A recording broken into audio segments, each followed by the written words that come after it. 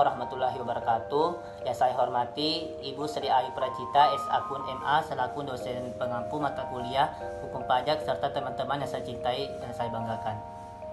Pertama-tama marilah kita panjatkan puji syukur atas kehadirat Allah Subhanahu wa taala, di mana Dia telah memberikan kita rahmat kesehatan, kekuatan serta kesempatan untuk bisa hadir dalam diskusi pada siang hari ini maupun secara online.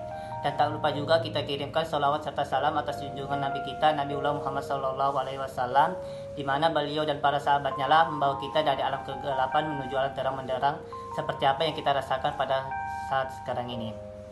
Baik, perkenalkan nama saya Julfikar, saya selaku moderator yang akan membimbing jalannya diskusi pada siang hari ini, serta anggota kelompok saya yang terdiri dari Risma Yulianti selaku pemateri pertama dan Kade Ayu Anggraini selaku pemateri kedua. Baik, kami dari kelompok 7 akan memaparkan hasil materi kami yang berjudul NPWP dan PPKM. Kepada pemateri pertama, saya persilahkan. Baik, terima kasih kepada moderator. Perkenalkan, nama saya Risma Yulianti. Di sini saya selaku pemateri pertama. NPWP dan PPKM. Yang pertama, dasar hukum. Yang kedua, pengertian umum dalam pajak. Yang ketiga, NPWP dan PPKP. Yang keempat, hak dan kewajiban fiskus. Bagian A, mengenai pengertian umum NPWP atau PPKM. NPWP adalah singkatan dari nomor pokok wajib pajak, yaitu nomor yang diberikan pada wajib pajak untuk sarana dalam administrasi perpajakan sebagai tanda pengenal atau identitas diri dari wajib pajak dalam memenuhi hak dan kewajibannya.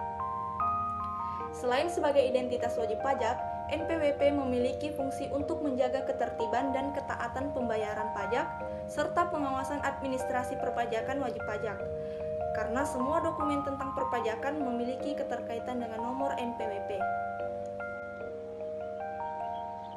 Yang pertama, dasar hukum.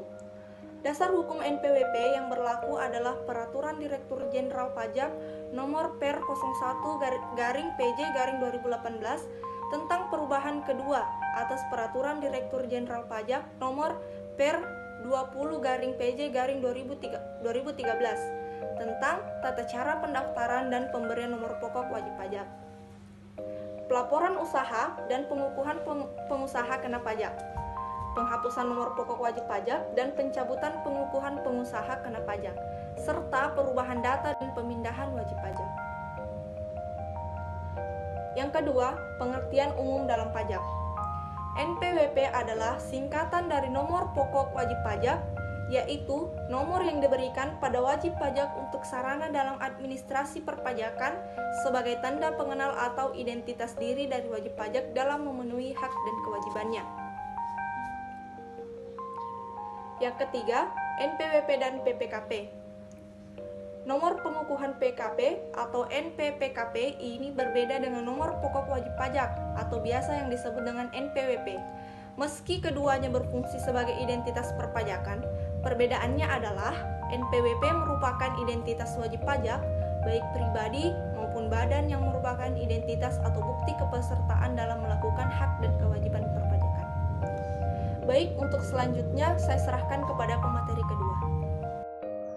Baiklah, perkenalkan, nama saya Kadek Anggraini. Di sini saya sebagai pemateri kedua akan membacakan materi dari kelompok kami, yaitu yang keempat, hak dan kewajiban fiskus. Fiskus merupakan pegawai pemerintah yang diberikan tanggung jawab atau wewenang khusus untuk melakukan penagihan dan pengelolaan pajak. Dengan adanya fiskus, wajib pajak akan lebih mudah dalam menjalankan hak dan kewajiban perpajakannya.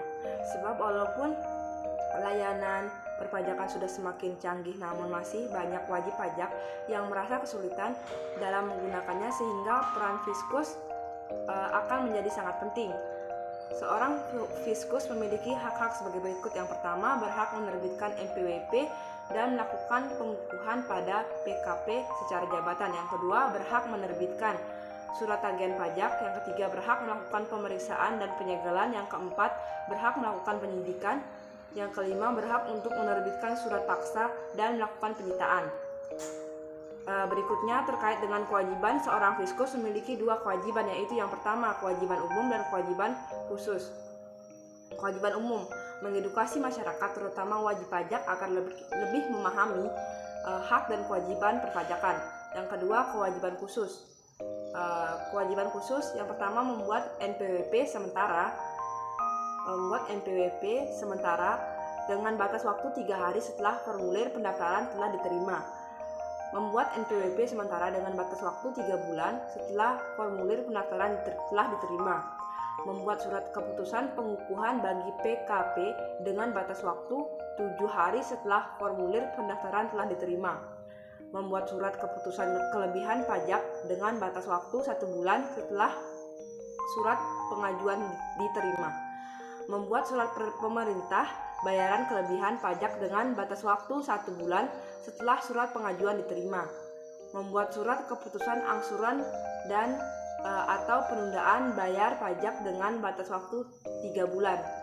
Membuat surat keputusan pengurangan angsuran PPh dengan batas waktu 10 hari setelah diajukannya wajib pajak. Membuat surat keputusan atas keberatan dengan batas waktu 3 bulan setelah pengajuan diterima. Membuat keputusan terkait pengurangan penghapusan denda atau suku bunga dan pembatalan ketetapan pajak dengan batas waktu 3 bulan setelah pengajuan diterima.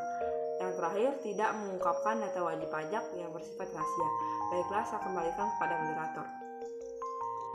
Itulah tadi hasil pemaparan dari kelompok kami. Kami dari kelompok 7 pamit undur diri. Mohon maaf bila ada kesalahan pengucapan kata. Kami akhiri. Wassalamualaikum warahmatullahi wabarakatuh.